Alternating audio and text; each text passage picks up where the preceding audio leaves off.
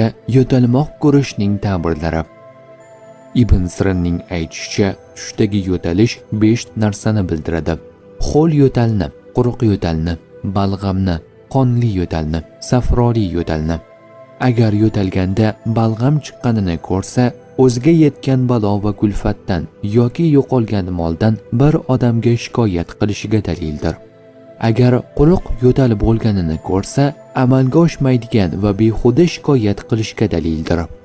Yo'talganda safro chiqqanini ko'rsa, badfe'l kishi ekaniga, har kim undan shikoyat qiladigan kishi ekaniga dalildir.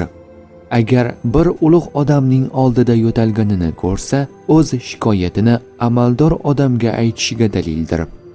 Agar ohista yo'talayotganini ko'rsa, dinga g'amxo'r bo'lishiga dalildir.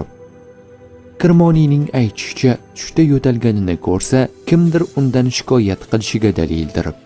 Agar yo'tal tutayotganini ko'rsa, bu notavonlikka dalil. Jobir Mag'ribiyning aytishicha, agar yo'tal tomog'ida qolganini, yo'tala olmayotganini ko'rsa, uning halok bo'lishiga dalildir. Agar unda yo'tal paydo bo'lganini va bu yo'tal kasal yo'tal kabi bo'lib, balg'am tashlayotganini ko'rsa, g'am va qayg'udan judo bo'lishiga dalildir. Agar unda yoshlar yo'tali paydo bo'lganini ko'rsa, yuqoridagi ta'birga egadir.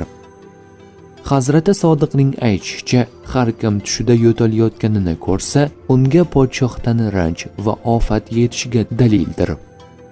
Tush ta'birlari bashorat emas, barcha narsani bilguvchi zot yagona Allohdir.